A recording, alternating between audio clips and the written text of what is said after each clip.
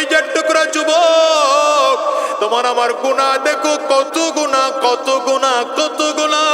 ওই ফেসবুকের মাধ্যমে গুনাহ, ইউটিউবের মাধ্যমে গুনাহ, হোয়াটসঅ্যাপের মাধ্যমে গুনাহ, ভাইবারের মাধ্যমে গুনাহ, এক এক কারণে গুনাহ, ইন্টারনেটের কারণে গুনাহ। গুনাহ করে করে করে করে তোমার আমার আমল নামায় নেক আর খুঁজে পাওয়া যায় না, নেক খুঁজে পাওয়া যায় না। তবু তোমার আমার চোখে পানি নাই, চোখ দিয়ে পানিও বের হয় না, আর মালিকের কাছে ক্ষমা চাইতো মনে চায় না।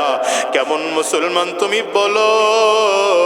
তোমার কি মরণ লাগবে না? আজরাইল কি তোমার সামনে আসবে না?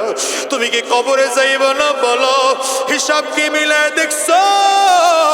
আজরাইল তোমার পেছনে গুরগুর গুরগুর গুরগুর করে ঘুরে যেদিন আমার মালিকের আদেশ হয়ে যাবে, আজরাইল আলাইহিস সালাতু ওয়াস সালাম তোমার আমার সামনে দাঁড়ায় যাবে।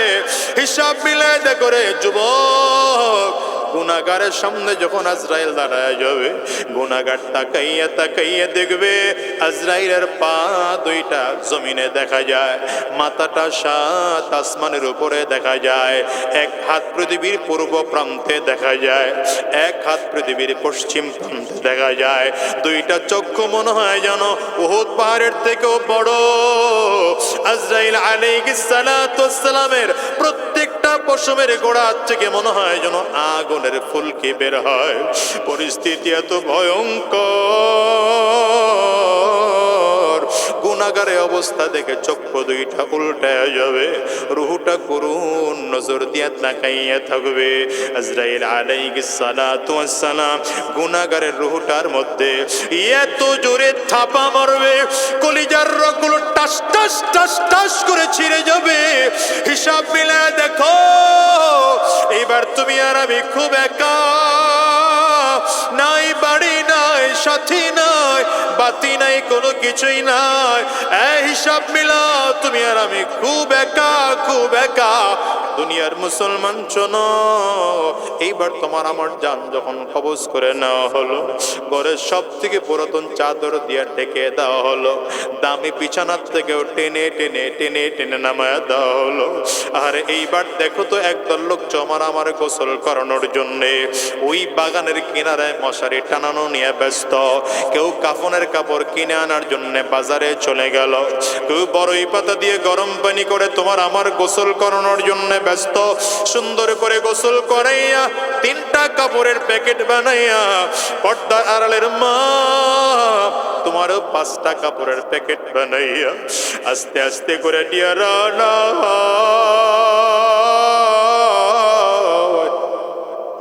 এমনি কোনো মাঠে আইনা দাঁড় করাইয়া জানাজা পড়াইয়া কমপ্লিট করাইয়া আস্তে আস্তে করে ধীরে ধীরে ধীরে ধীরে তোমার আমার নিয়ে কবরে রানা হবে। ওই কবরের মধ্যে লাশ রেখা মাটিগুলো দেয়, বাঁশের চাপগুলো দেয়। কবর কত ভয়ঙ্কর জানো? কবর বার বার করে বলে আনা বাইতুজ জুলমা, আনা বাইতুল ওয়াহদা, আনা বাইতুত তুরাব। কবর বার বার করে আমি একের ঘর, আমি অন্ধকার ঘর, আমি পোকামাকড়ের ঘর, আমি মাটির ঘর, আমার কাছে সাথী নাই বাতি নাই, দুনিয়ার কোনো কিছুই নাই। কবর বলে আমি শুধু চিনি আমল, ভালো আমল যদি করে আসতে পারো ভালো আচরণ করব। কবর বলে যদি ভালো আমল করে আসতে না পারো, আমি কবর দুই দিকের মাটিগুলো একত্রিত হইয়া গুনাহগারের লাশটাকে এত জোরে চাপ মারব, এক পাজরের হাড্ডি কিন্তু আরেক পাজরের মধ্যে নিয়ে পৌঁছাইয়া দেব। অনুরোধ করিয়া যাই রে ভাই, চোখের পানিগুলো ফেলে মালিকের কাছে কাঁদো। যদি কান্না না আসে তো কান্নার ভান ধরো, ডানে আর বামে তাকাও, তাকায় দেখো না কার চোখে পানি দেখা যায়। ওই মানুষটার দিকে তাকাইয়া নিজের নিজের ধিক্কার মারো আর চোখের পানিগুলো ফেলে কান্দো। আর মালিকের কাছে বলো, আল্লাহ আমার চেয়ে গুনাহগার এই জমিনে আর কেউ নাই, আমার চেয়ে খারাপ মানুষ এই জমিনের মধ্যে আর কেউ নাই। আমার চেয়ে বড় নাফরমান এই জমিনের মধ্যে আর কেউ নাই। মালিকের কাছে কান্না করো আর মাফ চাও, আর আজকের এই ময়দান থেকে ওয়াদা করে বের হও, যতদিন এই দুনিয়ার হারাম রাস্তায় চলেছি আর হারাম রাস্তায় চলবো না, আর শয়তানি রাস্তায় কদম বাড়াবো না, আর গুনাহের পথে চলবো না। আজকের এই ময়দান থেকে ওয়াদা করে বের হও আর বলো, আল্লাহ যতদিন এই জমিনের মধ্যে থাকবো তোমার হুকুমের বাহিরে চলবো না, নবীজির সুন্নাহর বাহিরে একটা কদম নাড়াবো না। কারা কারা ওয়াদা করতে তৈয়ার? দুইটা হাত উঁচা করে আল্লাহরে দেখাও, আওয়াজ দিয়ে চিল্লায় জোরে বলো আল্লাহ। আওয়াজ দিয়ে চিল্লায় আমার মালিক রে জোরে ডাক দাও আল্লাহ। গুনাহের কথা স্মরণ করে চিল্লায় ডাকো। চোখে যদি পানি না আসে কান্নার বান ধরে ধরে ডাকো। আমার মালিক রে চিল্লায় বলো আল্লাহ। ও দয়ার মালিক, তোমার গোলামেরা দুইটা হাত উঁচু করছে, আল্লাহ তাকায় দেখো, কারো চক্ষু দুইটা লাল, কারো চোখের কোটায় পানি জমে গেছে, কারো চোখ দিয়ে গাল বেয়ে বেয়ে পানিগুলো পড়ে। আয় আল্লাহ, আমরা সব মানুষগুলো মিলে দুই হাত তুললাম। কবরের ভয় আমাদের কলিজা কাঁপে, জাহান্নামের ভয় আমাদের কলিজায় আছে। আল্লাহ, তোমার জাহান্নামের আযাব সহ্য করতে পারবো না। আল্লাহ, তুমি তোমার গোলামদের দিকে কুদরতে নজর দিয়া তাকাও। সবাই মিলে ওয়াদা করলাম আর হারাম রাস্তায় চলবো না, আর শয়তানি রাস্তায় চলবো না, আর গুনাহের রাস্তায় চলবো না। যতদিন এই জমিনে থাকবো তোমার গোলামি করব। আল্লাহ, তুমি কবুল করে নাও, কবুল করে নাও। চিল্লায় বলো আমিন। আরো জোরে আওয়াজ দিয়ে বলো আল্লাহুম্মা আমিন। প্রত্যেকজন মানুষের জন্য উচিত হলো দুনিয়ার কাউকে মাবুদ বানাবো না। মাবুদ বানাবো তো একজনকে বানাবো। বলেন তিনি কে? আঙ্গুল উঁচা করে বলেন ডান হাতের শাহাদাত আঙ্গুলি উঁচা করে বলেন আমাদের মাবুদ কে? আমাদের সাজদা পাওয়ার অধিকার একমাত্র কার আছে? জোরে বলেন। জন্যই তো কালিমা পড়েছি, লা ইলাহা। পড়েন, লা ইলাহা। এটা কিন্তু উদ্দেশ্য না। এই যে এতক্ষণ যেটা বললাম লা ইলাহা, এটা উদ্দেশ্য না। বুঝে নাই। এটা তো নফি করলাম, ইসবাত করি নাই তো এখনো। ওলামায়ে কেরাম বুঝেন উদ্দেশ্য কোনটা? ইল্লাল্লাহ। আমার কথা কয় না। এতক্ষণ কি বললাম? কেউ নাই, কোনো ইলাহ নাই, কোনো মাবুদ নাই, কোনো সত্তা নাই, কোনো হুকুমদাতা নাই, বিধানদাতা নাই। কথা কয় না। আইনদাতা নাই, রিজিক দাতা নাই, সম্পদ দেওয়ার মালিক নাই, কেউ নাই। আছেন কে?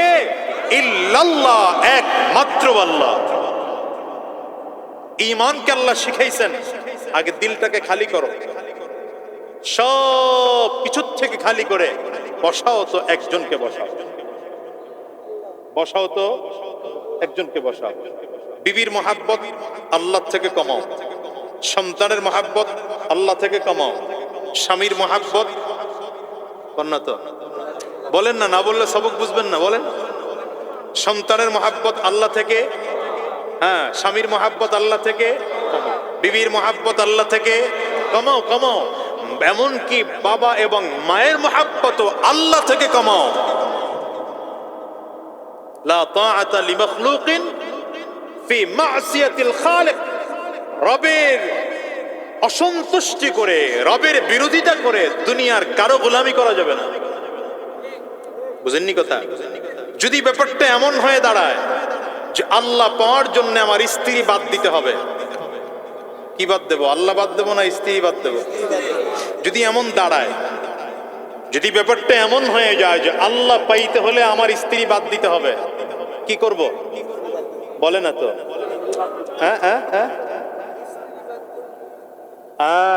সোজা উত্তর দেন, স্ত্রী বাদ দেব। আল্লাহ বাদ দেওয়া যাবে? আল্লাহ পাইতে হলে সম্মান বাদ দিতে হবে, কথা কয় না? আল্লাহ বাদ দিতে হলে, আল্লাহ পাইতে হলে ক্ষমতা বাদ দিতে হবে। কি বাদ দেব? কয় না তো, আস্তে কয় তো, জোরে বলেন। আল্লাহ পাইতে হলে যদি এমন পরিস্থিতি দাঁড়ায় ভাইকে বাদ দিতে হয়, কাকে বাদ দেব? যদি এমন পরিস্থিতি দাঁড়ায় আল্লাহ পাইতে হলে নিজের স্বামীকে বাদ দিতে হবে, কোনো মায়ের বা কোনো বোনের, কাকে বাদ দেব? যদি আল্লাহকে পাইতে হলে কখনো পরিস্থিতি আল্লাহ না করুক এমনও গিয়ে যদি দাঁড়ায় মা এবং বাবাকে বাদ দিতে হবে, বাবা মা বাদ দাও, আল্লাহ বাদ দেওয়া যাবে না। এটা কলিজার মধ্যে ঢুকায় না। ইবাদত শুধু নামাজ না, নামাজ তো হলো একটা প্রাথমিক প্রশিক্ষণ। নামাজ হলো ঈমানের একটা প্রশিক্ষণ। যেমন পুলিশের একটা প্রশিক্ষণ আছে। পুলিশ যদি চাকরিতে জয়েন করে ট্রেনিং আছে না একটা, হয় না তো কথা? আর্মি জয়েন করলে ট্রেনিং আছে না? ভিডিআর জয়েন করলে ট্রেনিং আছে না? তবে মুসলমান যখন কালিমা পড়েছেন তো ইসলামে মাত্র জয়েন করলেন, কি করলেন?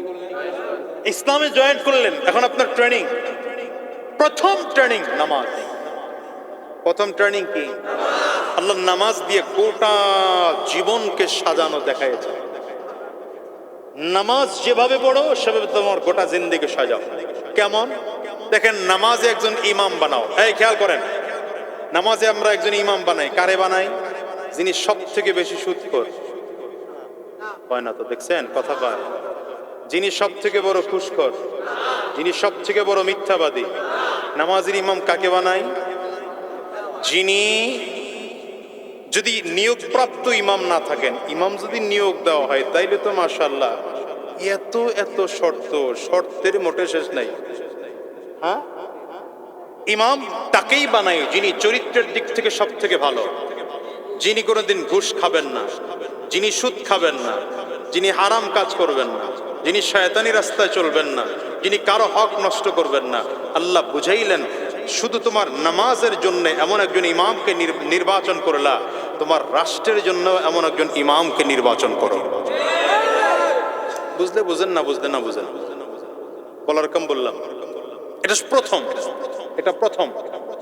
এবার আল্লাহ তাআলা নামাজ দিয়ে শিখাইলেন ইমাম দাঁড়ায় কোথায়? কয় না তো, সামনে না পিছনে? ইমাম দাঁড়ায় কই? মুক্তাদি মুসল্লি। এখন ইমাম যেহেতু বানাইয়াই ফেলছেন, এই খেয়াল করেন, ইমাম সাহেব দাঁড়িয়েছেন, আমাদের মধ্যে নির্বাচন করে ইমাম সাহেবকে সবার আগে ইমামতির মুসাল্লায় দাঁড় করাইলাম। ইমাম সাহেব হিফজখানার শিক্ষক, কিন্তু ইমাম সাহেব নামাজে দাঁড়ানোর পরে শাইখুল হাদিস এইসব পেছনে দাঁড়াইছেন। কে এইসব পিছনে দাঁড়াইছে? শাইখুল হাদিস। সে তো বুখারী পড়ায়, আর ইমাম সাহেব কি পড়ায়? আরে কথা কয় না। এখন শাইখুল হাদিস সাহেব যদি পিছনে দাঁড়ায় বলে, ইমাম সাহেব আমি আপনারে মানি না, নামাজ হবে? তাহলে কি করতে হবে? শাইখুল হাদিসেরও ওই চিন্তা করতে হবে, রুকু আগে করার সুযোগ নেই। দেখছেন কথা কয়? কি বুঝলেন? কি বুঝলেন? ইসলাম এটা আপনাকে শিখাইছে। আপনি দেশের শিক্ষক, দেশের ইমাম যাকে বানাইছেন, যারা বানায় ফেলছেন, যদি বানানোর আগে এই ক্রাইটেরিয়া আছে, এই ক্রাইটেরিয়া যদি ইমাম বানাইতে পারেন, তখন ইমামের আগে চলারও সুযোগ নাই। এরকম একটা দুইটা না, হাজারো পয়েন্ট আল্লাহ নামাজে শিখাইছে। আবারও আছে, ইমাম সাহেব যদি এমন করে ভুল করে ফেলে যেই ভুলে নামাজ নষ্ট হয়ে যায়, ইমাম সাহেব যদি এমন কোনো ভুল করে ফেলে যেই ভুলে কি হয়? নামাজ নষ্ট হয়ে যায়। অর্থাৎ ফরজ ছেড়ে ফেলছে, অথবা ফরজ আদায় করতে গিয়ে 3 তাসবিহ পরিমাণ দেরি করে ফেলেছে, অথবা ওয়াজিব ছেড়ে দিয়েছে, তখন পেছন দিক থেকে মুসল্লির, কথা বলেন না, পেছন দিক থেকে মুসল্লির যে কোনো একজন লোকমা দেওয়ার অধিকার আল্লাহ বুঝাইছেন। রাষ্ট্রের ইমামও যদি কোনো এমন ভুল করে ফেলে যেই ভুল ইসলামের বিরুদ্ধে চলে যায়, যেই ভুল দেশের বিরুদ্ধে চলে যায়, তাহলে এই ভুল ধরায় দেওয়ার জন্য যে কারো কথা বলার অধিকার। আবার আল্লাহ তাআলা ইমামরে শিখাইছেন, যেহেতু ভুল করে ফেলছো, এবার সাহু সাজদা দাও। কথা কয় না। আবার কি দাও? আল্লাহ বুঝাইলেন, রাষ্ট্রের ইমাম যিনি, যদি ভুল করে ফেলো আর যদি কেউ তোমার লোকমা দিয়েই ফেলায়, তাহলে তুমিও সাহু সাজদা দাও। এটা নামাজ দিয়ে আল্লাহ শিখাইছেন, গোটা জিন্দেগি শিখাইছেন। গোটা জিন্দেগি শিখেছেন। নামাজে আমরা বিশৃঙ্খল থাকি না, নামাজে শৃঙ্খল হয়ে থাকি, কত সুন্দর করে কাতার সোজা করি। ঠিক গোটা জীবনটাকে এমন করে সোজা বানাও, গোটা জীবনটাকে এমন করে সোজা বানাও। ঘুমাও তো সুন্নাহ তরিকায় ঘুমাও। দেখেন নামাজে দাঁড়ানোর আগে আমরা পা ঠিক করি, দেখি সামনের কাতার ঠিক হলো কিনা, একবার পেছনে তাকাই, একবার সামনে তাকাই, একবার ডানে তাকাই, একবার বামে তাকাই, নামাজের কাতার সোজা হলো কিনা। এবার রুকুতে যাওয়ার সময় আবার খেয়াল করি রুকু ঠিক হলো কিনা, সাজদায় যাওয়ার সময় ঠিক হলো কিনা, পা গুলো সোজা আছে কিনা, সাজদায় গেলাম হাতগুলো সোজা আছে কিনা। তোমার গোটা জিন্দিগিটারে এমন করে সাজাও। রোজা রাখছো, রোজা ঠিক আছে কিনা আগে পরখ করে দেখো। যাকাত দিচ্ছ, যাকাতটা ঠিক হচ্ছে কিনা আগে পরখ করে দেখো। রাজনীতি করো, রাজনীতিটা কোরআন সুন্নাহ অনুযায়ী ঠিক আছে কিনা পরখ করে দেখো। কি বুঝলেন? নামাজ হচ্ছে গোটা জিন্দেগিটা কেমন করে করব এটার ট্রেনিং। বলেন নামাজ কি? গোটা জিন্দেগি কেমন করে করব এটার প্রাথমিক ট্রেনিং হচ্ছে নামাজ। প্রাথমিক ট্রেনিং কি? নামাজের জন্য সব থেকে পবিত্র জায়গা নির্বাচন করি না সব থেকে খারাপ জায়গা? কথা কয় না। তা নামাজের জন্য যদি পবিত্র জায়গা হয়, তোমার ব্যবসার জন্য পবিত্র জায়গা নির্বাচন করো, তোমার চাকরির জন্য সব থেকে পবিত্র জায়গা নির্বাচন করো, তোমার রাজনীতির জন্য পবিত্র জায়গা নির্বাচন করো, তোমার বিচার ব্যবস্থার জন্য পবিত্র জায়গা নির্বাচন করো। কথা কয় না, কথা বলে না। এই জন্য সাহাবায়ে কেরামদের আমল পাওয়া যায়। সাহাবায়ে কেরাম ব্যবসার দোকানের ক্যাশ বাক্সে বসেও কোরআন পড়তেন। আমরা তো মাশাআল্লাহ মানে বসে বসে জুয়া খেলে। আপনাদের এলাকায় নাই এলো না? না না, আমাকে জাগুয়ার কথা বলতেছি, আমাকে জাগুয়ায় আছে, আপনাদের এলাকায় নাই। যাচ্ছি কোথায়? গন্তব্য কোথায়? মুসলমান যাচ্ছে কোথায়? হ্যাঁ ভাই, এই চিন্তার দ্বার খুলে দেওয়ার জন্যই ওয়াজ মাহফিল, দিলে ধাক্কা লাগানোর জন্য ওয়াজ মাহফিল। আজকের ওয়াজ মাহফিল দ্বারা যদি এই অনুভূতি দিলের মধ্যে তৈরি হয়, আমার গন্তব্য এটা না, আমি ওই দিকে হাঁটতে পারি না, আজকের এই মাহফিল সাকসেস। বলেন বলেন বলেন। তাহলে প্রথম বললাম ইবাদত। ইবাদত করব কার? আবার আঙ্গুল উঁচা করে আওয়াজ দিয়ে চিৎকার করে জোরে বলেন, ইবাদত করব কার? ওয়ামা খালাকতুল জিন্না ওয়াল ইনসা ইল্লা وما خلقت الجن والإنس إلا ليعبدون।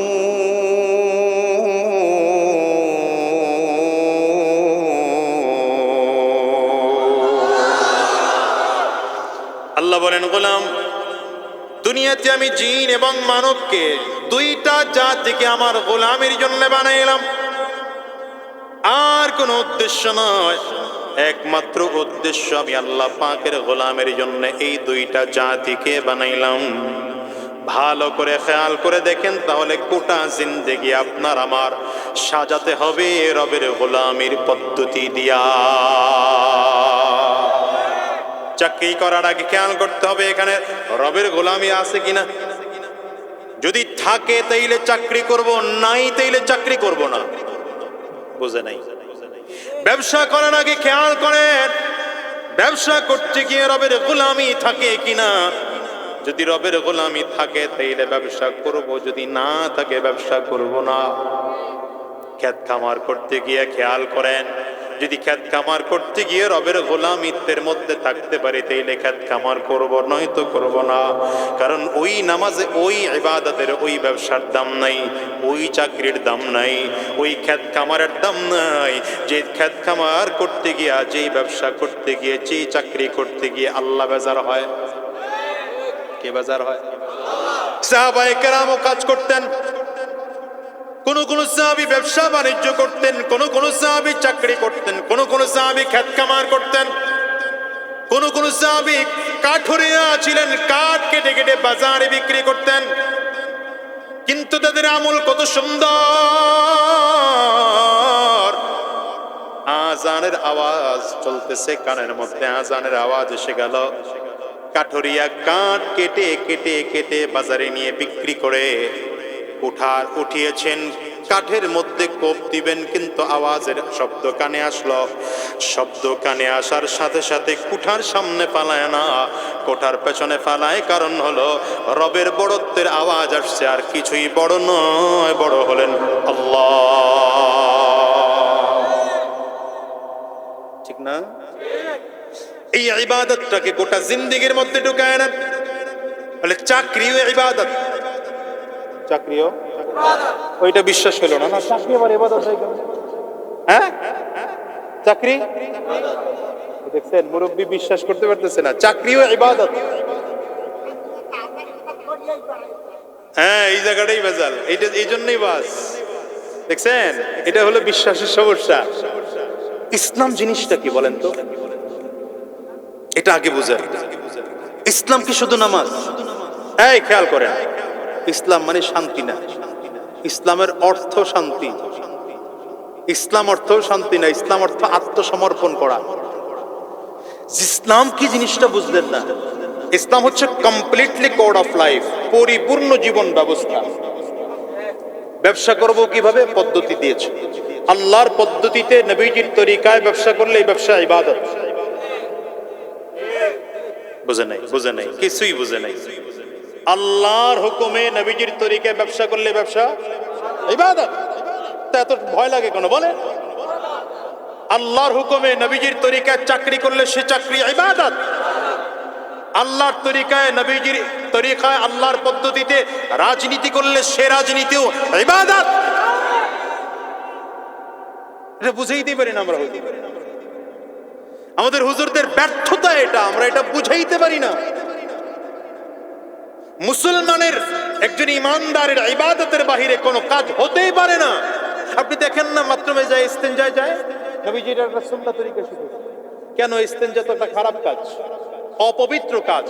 ওটাতেও নবীজি সুন্নাহ শিখাইছেন। কেন সুন্নাহ শিখাইছেন? এই জন্য যে ইস্তেঞ্জায় যতক্ষণ আছো তিলাওয়াত করা যায় না, জিকির করা যায় না, জবান নাড়ানো যায় না। কিন্তু যদি পদ্ধতি, ইসলামের পদ্ধতিতে নবীজির তরিকায় যদি বাথরুমে থাকতে পারো, তো বাথরুমে যাচ্ছি, কাজটা আমার হাজাত সারার জন্য যাচ্ছে, কিন্তু নবী একটা সুন্নাহ শিখাইছেন। কি সুন্নাহ? ইস্তেঞ্জা যাও, মাথা ঢেকে যাও। ইস্তেঞ্জা যাও, বাম পা আগে ঢোকাও। ইস্তেঞ্জা যাও, দোয়া পড়ে ঢোকো। ইস্তেঞ্জায় যাও, এই পদ্ধতি করে যদি ইস্তেঞ্জায় যাইতে পারো, আবার ইস্তেঞ্জা থেকে বের হওয়ার সময় যে সুন্নাহগুলো আছে এগুলোও যদি পালন করতে পারো, যতক্ষণ ইস্তেঞ্জা সেরেছো, ফেরেশতারা তোমার আমল নামায় নেক লিখবে। বান্দা ঘুমায়, ঘুমানোর সময় জবান বন্ধ, বলেন না, ঘুমানোর সময় জবান বন্ধ, ঘুমানোর সময় কান বন্ধ, ঘুমানোর সময় চোখ বন্ধ। এই যে এখন বসে আছি, এখানে বসে বসে আল্লাহ ওয়ালাদের দেখি, উলামায়ে কেরামদের দেখতেছি, দাড়িওয়ালা দেখতেছি, টুপিওয়ালা দেখতেছি। এটা চোখের নেক আমল। এটা কিসের নেক আমল? যদি এখানে আসার পরে একটা কথাও আপনি বুঝেন নাই, যে তাকায় তাকায় আলেম দেখছেন, দাড়িওয়ালা দেখছেন, টুপিওয়ালা দেখেছেন, নেক আমল আপনার অন্তত চোখের নেক আমল হয়েছে। আপনি একটা কথাও বুঝেন নাই কোরআন হাদিসের, কিন্তু কান দিয়ে শুধু শুনছেন, শ্রবণ শক্তির সুন্নাত, শ্রবণ শক্তির সওয়াব আপনার আমল নামায় লেখা হয়েছে। আর যদি বুঝেন তাইলে অন্তরের আমল নামায় লেখা হয়েছে, আলহামদুলিল্লাহ। কিন্তু একজন মানুষ ঘুমাইলো, ঘুমানোর সাথে সাথে কান বন্ধ, চোখ বন্ধ, জবান বন্ধ, কিন্তু যদি নবীজির সুন্নাহ তরিকায় ঘুমাইতে পারেন, আপনি ঘুমায় আছেন, আমল নামায় সওয়াব লেখা হয়। পারলাম না, বুঝাইতে পারলাম না। ঘুমানোর একটা সুন্নাহ তরিকা আছে নাকি? কি সুন্নাহ তরিকা? এই যে দেখছেন এখন ছোট ছোট পোলাপানের পড়া এখন আপনার ঘরে পড়াইতে হয়। এটা তো বাচ্চাদের পড়া, ছোট বাচ্চাদের পড়া মাদ্রাসায়। ঘুমানোর সুন্নাহ তরিকা হলো না না, এর আগে কাম আছে। আগে ওযু করতে হবে, শরীরটাকে পবিত্র বানাতে হবে। আগে অপবিত্র অবস্থায় ঘুমাতে নবীজি নিষেধ করেছেন। এক নম্বর, তাহলে ঘুমানোর এক নম্বর সুন্নাহ কি? পবিত্র অবস্থায় ঘুমাবো। কি অবস্থায় ঘুমাবো? যদি ওযু না থাকে, ওযু করে পবিত্র হয়ে তারপরে ঘুমাবো, এটা এক নম্বর সুন্নাহ। দ্বিতীয় নম্বর সুন্নাহ, বিছানাটাও পবিত্র করতে হবে। কথা কয় না? আমাদের বিছানা মাশাআল্লাহ পবিত্র বিছানায় ঘুমাবেন। প্রয়োজনে আলাদা কাপড় রাখবেন। নবীজি সাল্লাল্লাহু আলাইহি ওয়াসাল্লামের আমল ছিল, নবীজি আলাদা কাপড় রাখতেন, নিজের বিছানার উপরে আলাদা কাপড় বিছায় ঘুমাইতেন। কি শিখাবো আপনাদের বলেন? হুজুর কোন কামে লাগে? হুজুর এই কামে লাগে। হুজুর কোন কামে লাগে? হুজুর মুসলমান হওয়ার জন্য লাগে, মানুষ হওয়ার জন্য হুজুর লাগে। হুজুর না থাকলে মানুষ হওয়া যায় না। এদেশে হুজুররা কি করছে? হুজুররা এই কাম করছে, মানুষ বানাইছে। হুজুর ছাড়া মানুষ সিরতে থাকবে, সুরতে থাকবে, সিরতে পশু হয়ে যাবে, চেহারায় মানুষের মতো থাকবে। কিন্তু আলেম না থাকলে, কোরআন সুন্নাহর কথা না থাকলে, ওয়াজ মাহফিল না থাকলে, মাদ্রাসা না থাকলে, মসজিদ না থাকলে, তাফসীর মাহফিল না থাকলে, মানুষ আর পশুর মধ্যে চারিত্রিক দিক থেকে পার্থক্য থাকবে না। এজন্য আলেমের দরকার। যা হোক, তাহলে ঘুমানোর সুন্নাহ এ পর্যন্ত কয়টা বললাম? দুইটা। এক নম্বর, নিজের শরীরকে পবিত্র করতে হবে। দ্বিতীয় নম্বর, পবিত্র বিছানায় ঘুমাইতে হবে। তিন নম্বর সুন্নাহ, ডান কাঁধে ঘুমায়া নিজের ডান হাতটাকে ডান গালের নিচে দিয়ে ঘুমাইতে হবে। এটা সুন্নাহ। কয়টা বললাম? দেখছেন, জোরে বলে না। কয়টা বললাম? 3 নম্বরের পরে 4 নম্বরের হচ্ছে দোয়া। কি দোয়া? ইন্না লিল্লাহি ওয়া ইন্না, বলেন দোয়া বলেন। আল্লাহুম্মা বিসমিকা আমুতু ওয়া আহইয়া। আল্লাহ, তোমার নামে ঘুমাইতেছি, তোমার নামেই জাগ্রত হবো। দেখেন এখানে আরেকটা জিনিস খেয়াল করেন, কি কোন দিক দিয়ে ওয়াজ কোন দিক যায় দেখেন, কথায় কথা বাড়ে। আমরা ঘুমাইতেছি, কিন্তু নবীজি যে দোয়া শিখাইছেন, এই দোয়ার মূল অর্থ হচ্ছে আল্লাহুম্মা বিসমিকা আমুতু, তোমার নামে মরলাম। তোমার নামে ওলামায়ে কেরাম আছেন, আমরা কি করতেছি? ঘুমাইতেছি। ঘুমের আরবি কি? নাউমুন।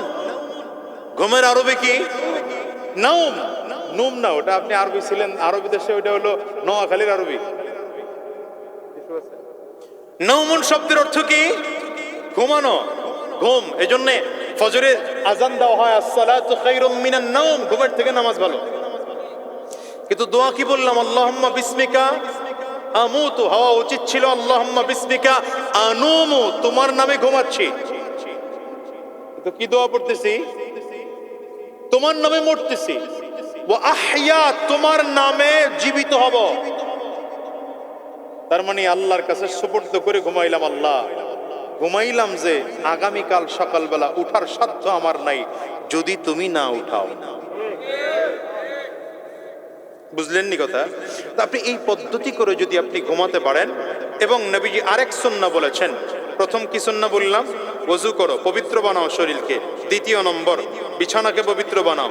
3 নম্বর, ডান কাঁধে ঘুমাও। এরপরে ডান কাঁধে ঘুমায়া এরপরে ডান গালের নিচে ডান হাতকে রাখো। 3 নম্বর গেল। 4 নম্বর, দোয়া পড়ো। 5 নম্বর, দোয়া পড়ার পরে যতক্ষণ সজাগ আছো, বসে বসে টিকটকটা আলায়া না মিয়া। জোয়ান্ন মোবাইল গুলোতে বলতেছি, মোবাইল ওয়ালা গুলা হেডফোন কানের মধ্যে লাগায়া গান শুনতে শুনতে ঘুমাবি না বেটা। ঘুমাও তো, এই সময়টা নবী বলেন জিকির করে করে ঘুমাও। বলেন কি করে করে ঘুমাও?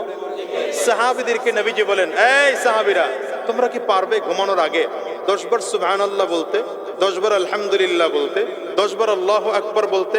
সাহাবায়ে কেরাম বলেন, পারবো। বলে, না, এটা তোমাদের জন্য ভারী হয়ে যাবে।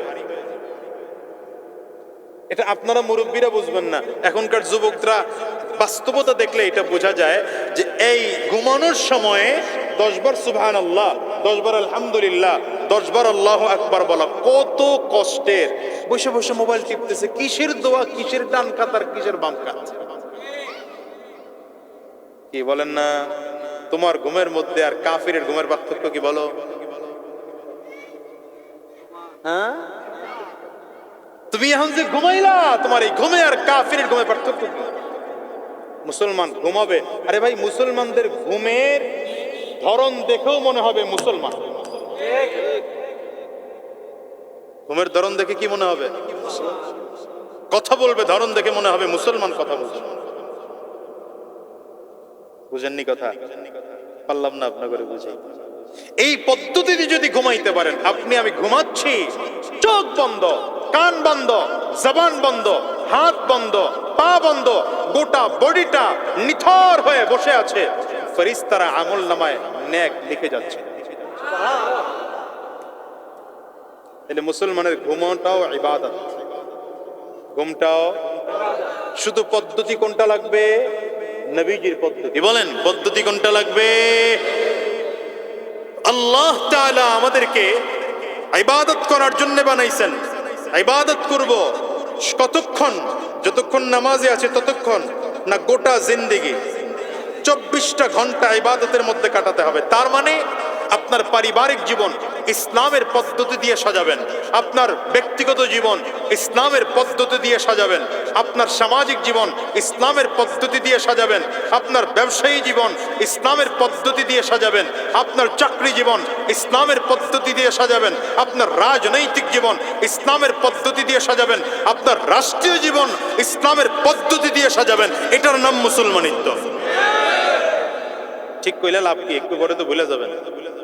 হুজুর ওয়াজ করার নামতে দেরি, ওয়াজ আর বলতে দেরি নেই। এটার নাম কি বলেন?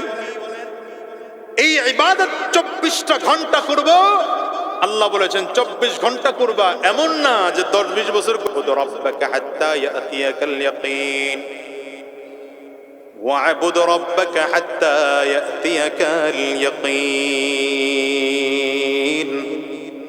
রব্বুল গোটা জিন্দেগিটারে 24 ঘন্টাটাকে ইবাদত দিয়ে সাজাইলা। এমন সাজানো ইবাদত মরণের আগ পর্যন্ত করবা, যতক্ষণ পর্যন্ত আজরাইল তোমার সামনে এসে দাঁড়াবে না, ততক্ষণ পর্যন্ত রবের গোলামি বন্ধ হবে না। কতদিন চলবে ইবাদত? কতদিন চলবে বলেন? মৃত্যুর আগ পর্যন্ত ইবাদত চলবে। আমাদের অবস্থা তো এত খারাপ, আমরা ফরজ ইবাদতই করি না, ওয়াজিব পালন করি না, সুন্নতে মুআক্কাদা করি না। সাহাবায়ে কেরামদের জীবন এত চমৎকার ছিল, জীবনে ফরজ ছুটবে এটা কল্পনাও করা যায় নাই। সাহাবায়ে কেরামদের জীবন এত ভালো, ওয়াজিব ছুটে যাবে এটাও কোনোদিন কল্পনা করা যায় নাই। সুন্নতে মুআক্কাদা ছুটে যাবে এটাও কোনোদিন কল্পনা করা যায় নাই। এমনকি গোটা জিন্দেগি নফল আমল দিয়া সাজায় সাজায় রাখছে। ঘুমাইলো ইবাদত, তবুও সাহাবী ঘুমায় না। ঘুমাইলো আমল নামায় সওয়াব লেখা হয়, কিন্তু সাহাবী তবু ঘুমায় না, দাঁড়ায় সারা রাত নফল নামাজ পড়ে। হযরত আব্দুল্লাহ ইবনে আমর ইবনুল আস রাদিয়াল্লাহু আনহু নবীজির একজন সাহাবী, বিয়ে করছেন। বিয়ের 4-5 দিন পরে আমর ইবনুল আস আসছেন ছেলের বিবির কাছে ছেলের খবর জানতে। আমর ইবনুল আস 3-4 দিন পরে আসছেন ছেলের বিবির কাছে ছেলের খবর নিতে। তো বিবির কাছে এসে জিজ্ঞাসা করে, কি খবর, আমার ছেলেরে কেমন পাইছো? বিবি বলে, আপনার ছেলে আলহামদুলিল্লাহ খুব ভালো। কেমন ভালো? বলে, সে তো সারা দিন রোজা রাখে আর সারা রাত দাঁড়িয়ে দাঁড়িয়ে নফল ইবাদতে কাটিয়ে দেয়। এখন বাবা দাঁড়ায় দাঁড়ায় চিন্তা করেন, ছেলের বউ তো প্রশংসা করছে, তো প্রশংসার মধ্যে আবার একটু দোষও আছে। কথা কয় না লোকগুলা, প্রশংসার মধ্যে একটু দোষ আছে না? কি দোষ?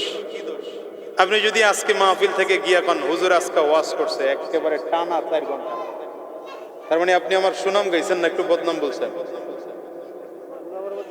সুনামের মধ্যে একটু, তার মানে হুজুর মাইক পাইলে ছাড়ে নাই। কথা কয় না।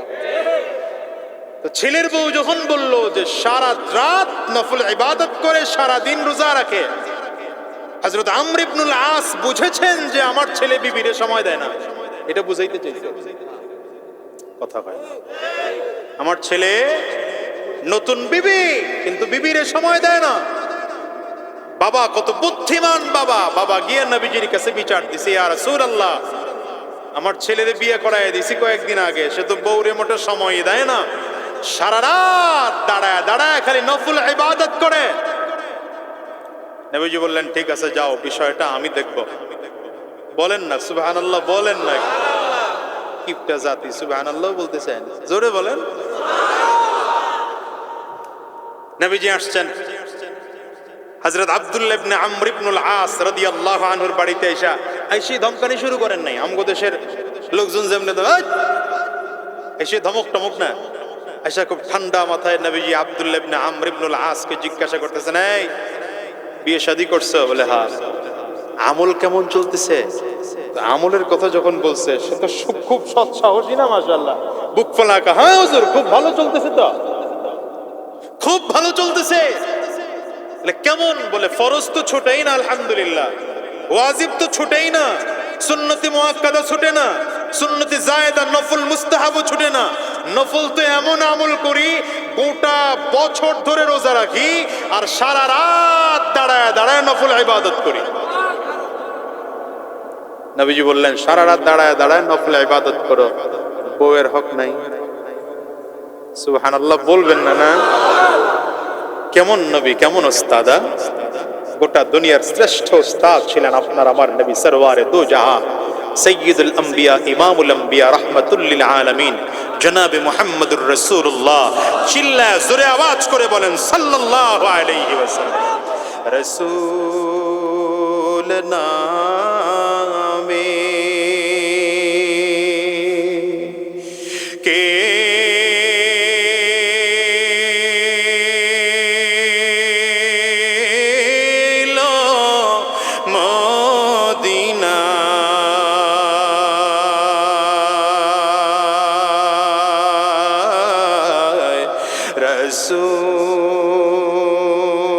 রসূল নামে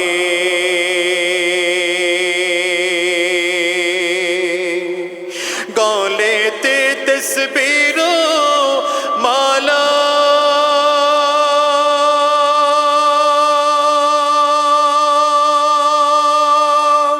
কে লোই কামলে वाला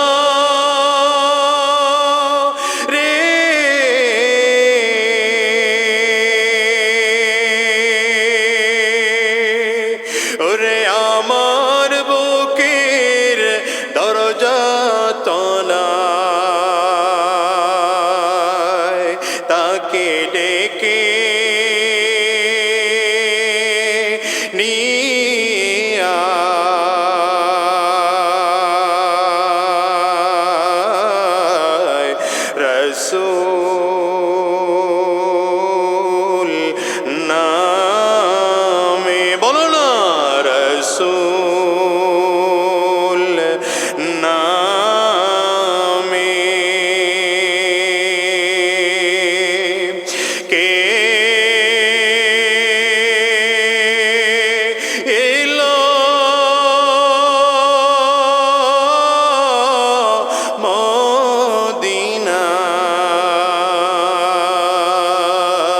মদিনায় রসূল নামে।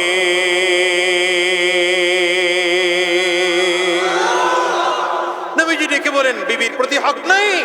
বিয়ে করছো, সারা রাত যদি দাঁড়ায় দাঁড়ায় গেলে নফল ইবাদত করো, তো বিবির হক আদায় করার দরকার নেই।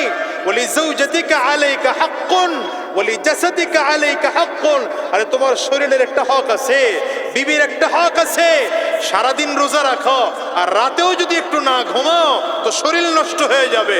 বিবির হক যদি আদায় না করো তাহলে বিবি তো তোমার আল্লাহর আসামির কাঠগড়ায় দাঁড় করাবে।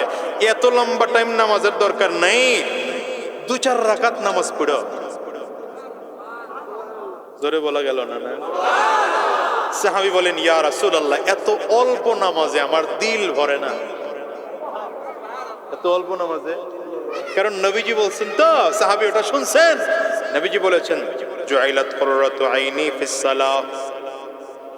নবী বলেন নামাজের মাধ্যমে আমি আমার অন্তরের শীতলতা খুঁজে পাই। আমার চোখের শীতলতা আমার নামাজ। নামাজ পড়লে আমার কলিজা ঠান্ডা হয়ে যায়। এই সাহাবী আব্দুল্লাহ ইবনে আমর ইবনুল আস বলেন পয়গম্বর সারা রাত নামাজ পড়েছি, সেখানে 2-4 রাকাত নামাজ পড়লে আমার দিল ঠান্ডা হবে না। আপনি আমারে অনুমতি দেন যেন আপনি বেশি বেশি করে নামাজ পড়তে পারি। নবী বলেন তাইলে রাতটাকে 4 ভাগ করে 1 ভাগ নামাজ পড়ো, বাকি ভাগ সময় দাও।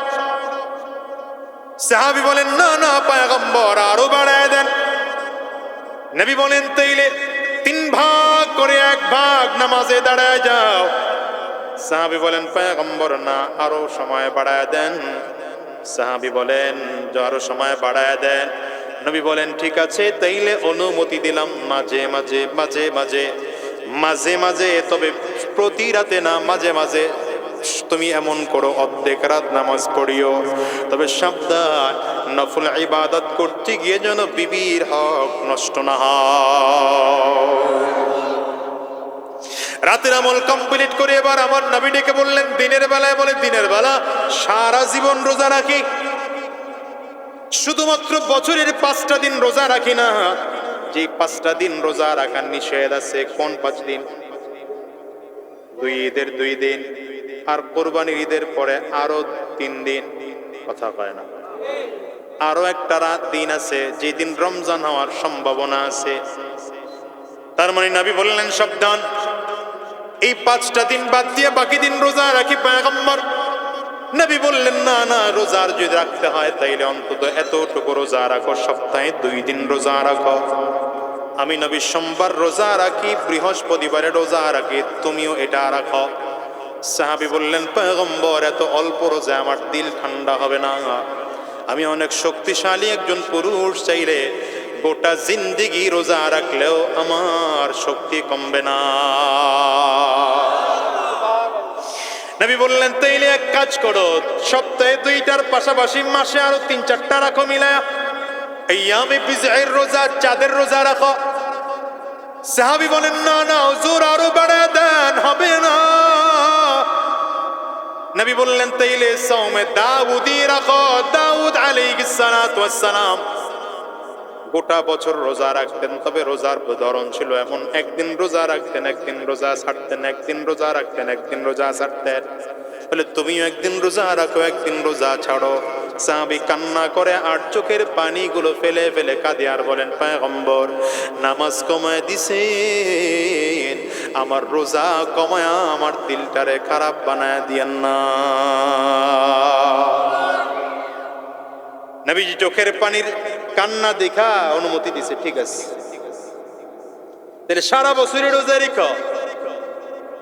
এই সাহাবী এত বেশি পরিমাণ রোজা রাখতেন, ৭৯ বছর যখন বয়স হয়ে গেছে, মুরব্বী আছেন ৭৯ বছর, ৮০ বছরের মুরব্বীরা, চিন্তা করেন আপনি, আপনার দিকে খেয়াল করেন তো আপনার শরীরটা কি পরিমাণ দুর্বল ৮০ বছর বয়সের মুরব্বী।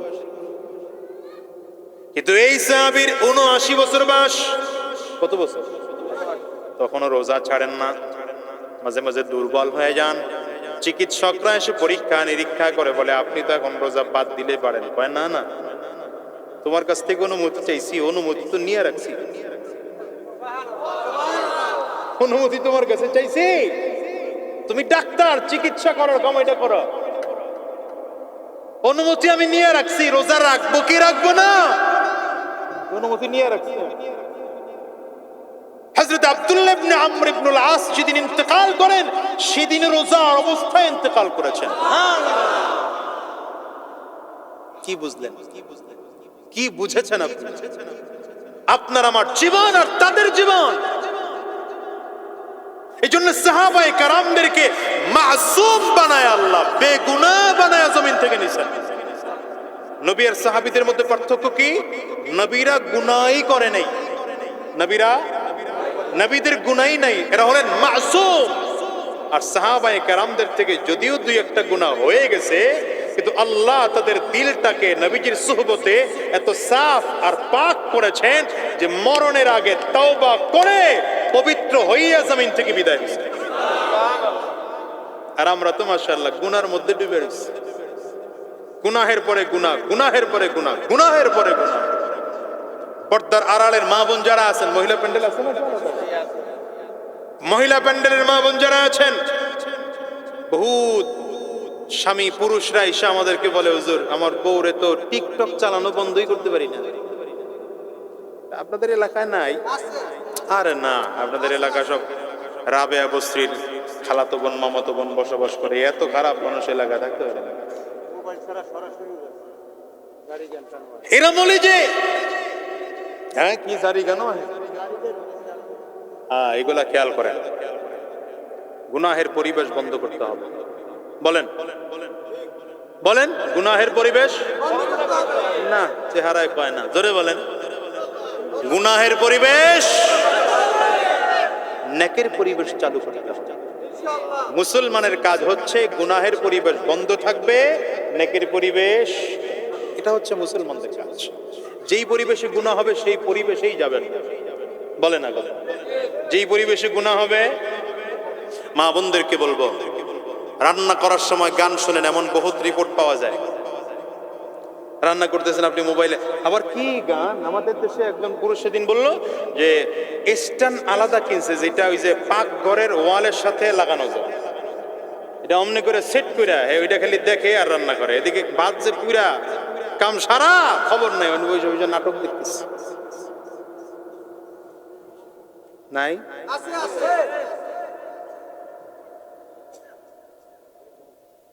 মা বোনদেরকে বলবো, মা বোনেরা দ্বীনের উপরে চলেন।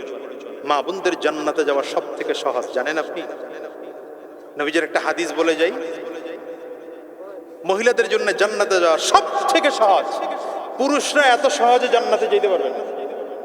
নবী বলেছেন, ইদা সাল্লাতিল মারআতু খামসাহা ওয়া সামাত শাহরাহা ওয়া হাসানাত ফারজাহা ওয়া আতাআত যাওজাহা কিলা লাহা দুখুলিল জান্নাতা বিআইয়ি আবওয়াবিল জান্নাতি শি'তি। নবী বলেন, কোন মার, কোন বোন, কোন নারী যদি 4টা গুণ অর্জন করে, পয়গম্বর বলেন কিয়ামতের দিনে তার জন্য বলা হবে জান্নাতের 8টা দরজা খুলে দেওয়া হয়েছে, যেই দরজা দিয়ে ঢুকতে মনে চায় সেই দরজা দিয়ে জান্নাতে যাও। কয়টা গুণ? নবী বলেন, 1 নম্বর গুণ, কোন মহিলা যদি 5 ওয়াক্ত নামাজ আদায় করে, 2 নম্বর রমজানের রোজা রাখে, 3 নম্বর ইজ্জতের হেফাজত করে, 4 নম্বর স্বামীর আনুগত্য করে। স্বামীর আনুগত্য কেমনে? স্বামীর গোলামের পুত কয়ে গালি দেওয়া, কি কথা কয় না? গোলামের পুত কয়ে গালি দেওয়া তো আনুগত্য, কি কন? আরে মা, আপনারাও মাশাআল্লাহ কম না, আপনারাও কম না। এই মহিলা কোন কায়দা একটু জাল খালি বেশি দিয়ে এলেছে, আরে বাবা রে বাবা, পিছা চুপচাপ বয়ে রয়েছেন কে? আওয়াজে তো মনে হইতেছে যা সব আসামি এখানেও আছে। ভদ্র সভ্য কোন পুরুষ বিবির গায়ে হাত তুলতে পারে না। না, ঠিকের আওয়াজ না, ভাই ভেজাল আছে, ভেজাল আছে। বলেন, ভদ্র সভ্য কোন পুরুষ বিবির গায়ে হাত তুলতে পারে না, ঠিক কিনা বলেন? আর মা বোনদেরকে বলে যাই, মা বোনদেরকে বলে যাই, আপনাদেরকে কেন বানানো হয়েছে জানেন? লিতাসকুনু ইলাইহা। খেয়াল করেন, মা বোনদেরকে কেন বানানো হয়েছে? স্ত্রীদেরকে আল্লাহ কেন বানিয়েছেন? লিতাসকুনু ইলাইহা। পুরুষ সারাদিন কষ্ট করে বাসায় আসবে, বিবির চেহারা দেখলেই শান্তি লাগবে, বিবির কথা শুনলেই শান্তি লাগবে, বিবির ব্যবহার দেখলেই ভালো লাগবে, দিলটা ঠান্ডা হয়ে যাবে। সারাদিন পুরুষটা ঘাম ঝরিয়ে পরিশ্রম করেছে, ঘরে ঢুকবে, সকাল পর্যন্ত আপনার কাছে থেকে মাথা ঠান্ডা করে, দিল পরিষ্কার করে, ফুরফুরা মেজাজে পরের দিন আবার বের হবে। এটা হচ্ছে স্বামী আর স্ত্রীর মহাব্বত। প্রতিদিন মারামারি আর ঝগড়া আর গোলামিদপুর কয়ে গালি দেওয়া, এটা স্বামী আর স্ত্রীর সম্পর্ক না, ওটা শত্রুর সম্পর্ক। জীবনের সাহাবায়ে কেরামদের আমল কত চমৎকার ছিল জানেন? আল্লাহু আকবার। কি দিয়ে বুঝায় আপনাদেরকে? বলে তারা তো সাহাবী। আরে তাবেঈনদের যুগের কথা বলছি, আইম্মে মুজতাহিদিনদের কথা বলছি। এই যে আমাদের মাযহাবের ইমাম, ইমামে আযম আবু হানিফা রাহমাতুল্লাহি আলাইহির জিন্দেগির আমল কেমন ছিল জানেন? 40 বছর। কত বছর? খালি শুনেন না, দিলের কান দিয়ে শুনেন। কত বছর? 40 বছর এশার নামাজের ওযু দিয়ে ফজরের নামাজ পড়ছেন। কত বছর? কেমনে সম্ভব? কেমনে সম্ভব? রাতের বেলা ঘুমাই নাই, রাতের বেলা। তাহলে কেমন জীবন? যার রাত কেটেছে কোরআন পড়ে, হাদিস পড়ে, মাসআলা বের করে করে। ইমামে আযম 55 বার হজ করেছেন। সুবহানাল্লাহর পাওয়ার। আমার ছাত্র ভালো না। কতবার হজ করেছেন? ওমরা না, ওমরা না, বড় হজ। তাহলে বড় হজ যদি 55 বার করে, 55 বছর লাগছে। দেখছেন কথা কয় কেউ? ইমামে আযম আবু হানিফার বয়স যখন 15 বছর, তখন থেকে হজ শুরু করেছেন, এক বছরও হজ ছুটে নাই ইমামে আজমের, এক বছরও হজ ছুটে নাই। জেলখানায় বন্দী, জেলখানায় বন্দী। সরকার প্রধান জেলারের কাছে চিঠি লিখেছে, সরকার প্রধান জেলারের কাছে চিঠি লিখেছে, এখন পর্যন্ত 15 বছর থেকে শুরু করে এক বছরের জন্য নু'মান বিন সাবিত ইমামে আজম আবু হানিফার হজ ছুটে নাই। আজকে যদি আমার আসামির কয়েদখানায় যদি ইমামে আজম বন্দী থাকার কারণে তার হজ ছুটে যায়, আমার ভয় হয় আল্লাহর আদালতে দাঁড়ায় জবাব দিতে পারবো না। ছেড়ে দাও তাকে, প্যারোলে মুক্তি দাও তাকে, হজ করার ছুটি দাও। নু'মান বিন সাবিত ইমামে আজম আবু হানিফা রাহমাতুল্লাহ আলাইহি কেমন ইমাম আর কেমন আমলওয়ালা, ছুটি পায়া বাড়ি যায় নাই, একটু বিবির লগে দেখা সাক্ষাৎ করে এরপরে হজে যাই না, ওইখান থেকে শুরু না। সুবহানাল্লাহ, ওইখান থেকে হজ শেষ করে বাড়িতে যায় নাই, শেষ করে এসে সরাসরি জেল গেটে জেলারের সামনে দাঁড়ায় বলে লাব্বাইক হাজির। জেলার জিজ্ঞাসা করেছে বাড়ি গিয়েছেন, বলে না বাড়ি যাবো কেন, ছুটি দিয়েছেন হজ করার জন্য। হজে গেছি, হজ থেকে ফেরত আসছি, জেলখানায় ধরে রাখলে ধরেন। কত বছর? 55 বছর, 55 বছর, একবারও হজ ছুটে নাই। এখন প্রশ্ন হতে পারে অনেকের মনে মনে প্রশ্ন, তাহলে হজ বারবার কেন করছেন? হজ তো একবারই ফরজ। হজ বারবার করার কারণ হলো ওই সময় মিনা, আরাফা, মুজদালিফায় যুগের সব থেকে বড় বড় ফকিহ, সব থেকে বড় বড় আলেম, এদের মিলন মেলা ঘটতো, সবাই আসতেন তাদের কাছে নিজের মাসআলা বলার জন্যে, আর তাদের থেকে মাসআলা বের করার জন্যে, ইলম অন্বেষণ করার জন্যে ইমামে আজম হজে যাইতেন। একদিকে আল্লাহর ইবাদত হতো, দ্বিতীয় দিকে ইলম অন্বেষণ করা হইত। একসাথে ইমাম আ'মাশ আরেকজন ইমাম 70 বছরের জীবনে কবিরা গুনাহ করেন নাই। খালি শুনলেন ওয়াজ, কত বছরে? 70 বছর জীবনে কবিরা গুনাহ করেন নাই, 70 বছরে। হযরত বিলাল হাবশী রাদিয়াল্লাহু আনহুর জামাই সাঈদ ইবনুল মুসাইয়্যিব, বিখ্যাত তাবেঈন, 40টা বছর জীবনে এমন কাটিয়েছে, মসজিদের মুয়াজ্জিন আযান দেওয়ার আগে গিয়ে মসজিদে হাজির হইতেন।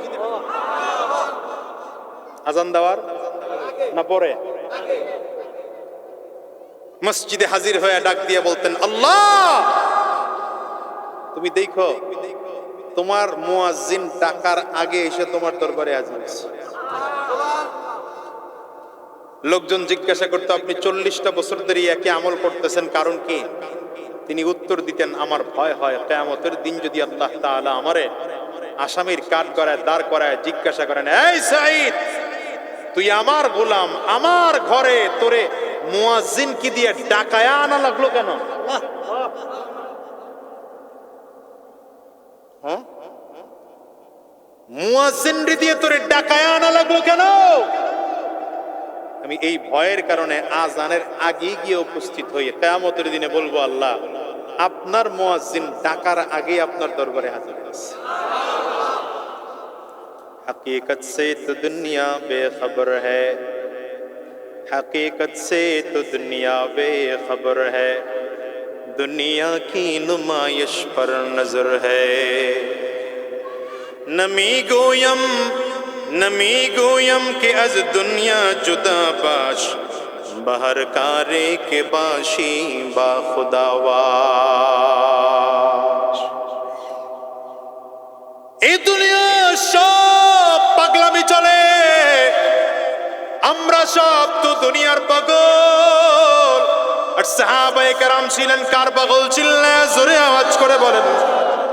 এই জন্য সাহাবায়ে কেরামদের মর্যাদাও এমন বেড়েছে, তাবেঈনদের মর্যাদা এমন বেড়েছে, এত পরিমাণ মর্যাদা বেড়েছে, নদীর কাছে চিঠি লিখেছে, তো চিঠি লেখার কারণে নদীর পানি জোয়ার শুরু হয়েছে। এটা বানানো গল্প কইতাছি না, কিচ্ছা কাহিনী না, এটা জানেন এই ঘটনা? আল বিদায়া ওয়ান নিহায়া কিতাবের মধ্যে এসেছে, রেফারেন্স দিয়ে দিলাম, হুজুর থাকলে কামে লাগবে এটা। আল বিদায়া ওয়ান নিহায়াতে এসেছে, ওই যে একটু আগে বললাম না আব্দুল্লাহ ইবনে আমর ইবনুল আস, এই আব্দুল্লাহর বাবা হযরত আমর ইবনুল আস রাদিয়াল্লাহু আনহু হযরত ওমর রাদিয়াল্লাহু আনহুর শাসনামলে তিনি মিশরের গভর্নর ছিলেন। কোথার গভর্নর?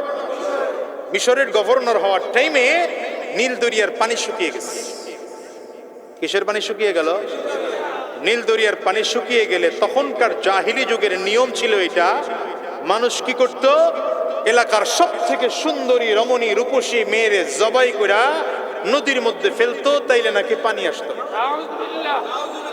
হযরত আমর ইবনুল আস খলিফাতুল মুসলিমিন আমিরুল মুমিনিন ওমর ফারুক রাদিয়াল্লাহু আনহুর কাছে চিঠি লিখেছেন, আমিরুল মুমিনিন, এলাকার প্রচলন তো এটা, মেয়ে জবাই করে নদীর মধ্যে দিতে হয়, এরপরে পানি আসে। পানি তো নাই, শুকিয়ে গেছে, তলায় চলে গেছে, গোটা এলাকার মধ্যে দুর্ভিক্ষ হয়ে যাবে, কি করতে পারি আমরা? কি কাজ করব? হযরত আমিরুল মুমিনিন চিঠিটা নিজের কাছে রেখে দিয়া সাগরের কাছে চিঠি লিখছেন।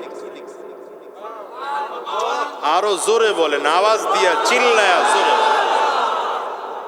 কি চিঠি লিখছেন? আল বিদায়া ওয়ান নিহায়াত আসছে, বিসমিল্লাহির রহমানির রহিম, মিন আব্দুল্লাহি উমর আমিরুল মুমিনিন ইলা নীল মিসর, ইন কুনতা তাজরি মিন কিবালি নাফসিকা ফালা তাজরি, ইন কুনতা তাজরি মিন কিবালি নাফসিকা ফালা তাজরি, ওয়া ইন কানা আল্লাহুল ওয়াহিদুল কাহ্হার হুয়াল্লাযী ইউজরিকা هو الذي يجريك فنسأل الله أن يجريك। চিঠি লিখেছেন, এই নীল দরিয়ার পানি শোনো, আল্লাহর একজন বান্দা আমি ওমর, আমার নাম ওমর, আমি আমিরুল মুমিনিন, আমি তোমার কাছে চিঠি লিখলাম। নীল দরিয়ার কাছে চিঠি লিখছে, মিশরের নীল দরিয়ার কাছে চিঠি লিখে বলেছে, শোনো, আমি তোমাকে বললাম যদি তুমি তোমার নিজের মতো করে পানি প্রবাহিত হও, তাইলে আমার চিঠি পাওয়ার পরে তোমার পানি প্রবাহিত করার কোনো দরকার নাই। আর যদি তুমি আল্লাহর হুকুমে জারি হও, আমার চিঠি পাওয়ার সাথে সাথে আল্লাহর কাছে অনুরোধ করব, আল্লাহ নীল দরিয়ার পানি তুমি জারি করে দিও।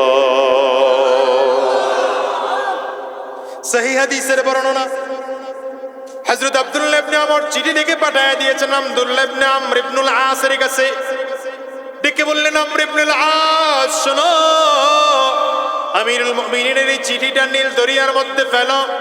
আমিরুল মুমিনিনের চিঠিটা নীল দরিয়ার মধ্যে ফেলে দেওয়া হলো।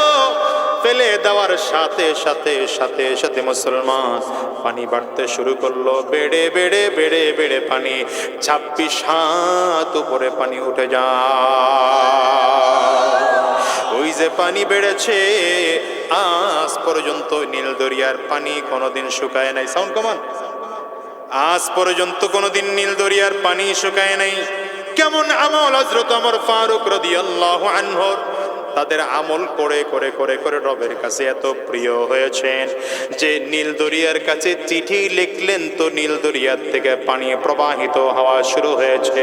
শুধু তাই নয়, মদিনার মসজিদে নববীর মেম্বরে দাঁড়ায় দাঁড়ায় হযরত খলিফাতুল মুসলিমিন খুতবা দিচ্ছেন। সিরিয়া, ইরান আর ইরাকের বর্ডারের মধ্যে যুদ্ধ শুরু হয়েছে।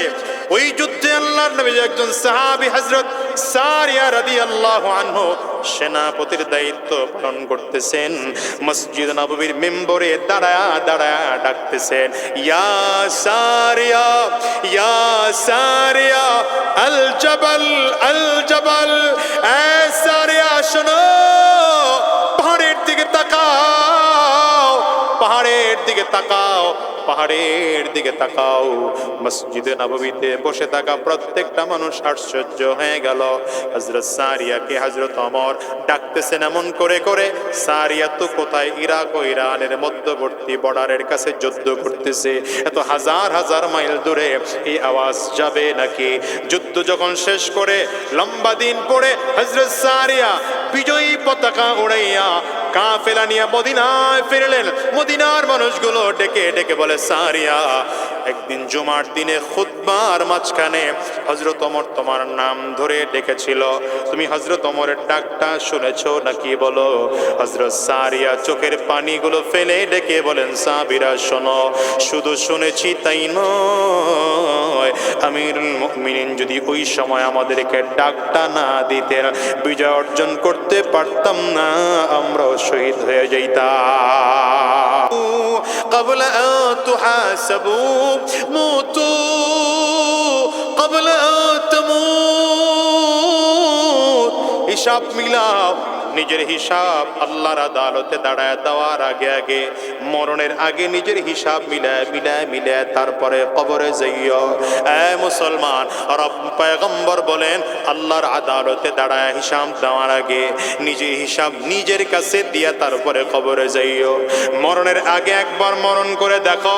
এই জন্য হাকিমুল উম্মত মুজাদ্দিদুল মিল্লাত শাহ আশরাফানি থানভী রহমাতুল্লাহ আলাইহি নিজের হিতানের কাছে, বিছানার কাছে একটা লাঠি রাখতেন, আলাদা করে লাঠি রাখতেন। প্রতিটা দিন ঘুমানোর আগে আগে নিজের গুনাহের কথা স্মরণ করে করে করে করে নিজের বেত দিয়া লাঠিয়ে দিয়ে নিজের পিঠে বাড়িয়ে দিয়া দিয়া শাস্তি দিয়া দিয়া তারপরে নিজের নিজে আবার ঘুমাইতেন। আর বলতেন, আগামীকাল সকালবেলা উঠে এই অন্যায় তুই আর করবি না। এ দুনিয়ার মুসল, তার মা তারও মানুষ, তুমি আর আমিও মানুষ, তারাও আল্লাহর আদালতে দাঁড়াবে, তুমি আর আমিও আল্লাহর আদালতে দাঁড়াবো। বলো তো কি নিয়ে তুমি আর আমি আল্লাহর আদালতে দাঁড়াবো? হযরত ওমর রাদিয়াল্লাহু আনহুর আমল কত চমৎকার ছিল জানো?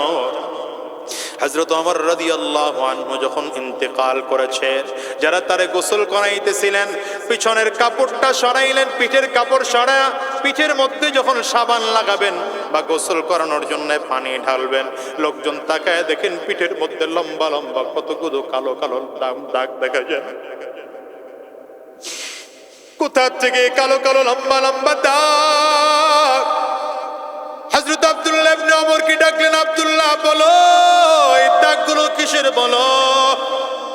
হযরত আব্দুল্লাহ বলেন, আমি ভালো করে জানি না, তবে আমার আম্মুর কাছে গেলে জানতে পারে, আমি আমার আম্মুর কাছ থেকে জেনে আসি।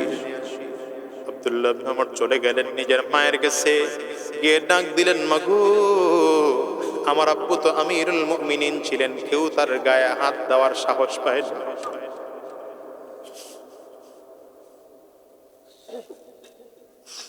পিঠের মধ্যে এত বড় বড় লম্বা লম্বা কালো কালো দাগ কেন? হযরত ওমর রাদিয়াল্লাহু আনহুর বিবি বলে, জানো, তোমার বাবার একটা আলাদা ডায়েরি ছিল, খাতা ছিল, যে খাতার মধ্যে প্রতিদিন নিজের কথাগুলো লিখে লিখে রাখতেন। এই কলিজার টুকরা যুবক যারা আছো, আমি তোমার পায়ে হাত দিয়ে বলি, দিলের কান লাগায় কথাটারে শুনো। দিলটাকে নরম করে দাও, যদি পারো চোখ থেকে পানি বের করার জন্য চেষ্টা করো। কার কথা বলছি শোনো? যিনি আমার নবীর জবানে সার্টিফিকেট প্রাপ্ত দ্বিতীয় নম্বরের সাহাবী হযরত ওমর। এই ওমর রাদিয়াল্লাহু আনহুর অবস্থা এমন ছিল, নিজের কাছে একটা খাতা ছিল, ঘুমানোর আগে খাতাটা নিয়ে বসতেন। আজকের দিনে কি কি অন্যায় কাজগুলো করেছি, আজকের দিনে কি কি খেলাফে আওলা করেছি। কারণ সাহাবী ফরজ ছাড়েন নাই, নবীজির সাহাবী ওয়াজিব ছাড়েন নাই, নবীজির সাহাবী সুন্নতি মুআক্কাদা ছাড়েন নাই, নবীজির সাহাবী সুন্নত মুস্তাহাব ছাড়েন নাই, নফল ছাড়েন নাই। তবে নিজের কাছে ভালো লাগে না, নবীজি পছন্দ করেন না খেলাফে আওলা, এমনও যদি কোনো কাজ হয়ে যাইতো তাইলে সেটাও ডায়েরির মধ্যে লিখে রাখতেন। আর প্রত্যেকটার জন্য নিজেরে নিজে চাবুক দিয়া বিছানার কাছে একটা চাবুক রাখতেন। প্রত্যেকটা অন্যায়ের জন্য নিজের পিঠে নিজে চাবুক দিয়ে 10টা করে বাড়ি দিতেন।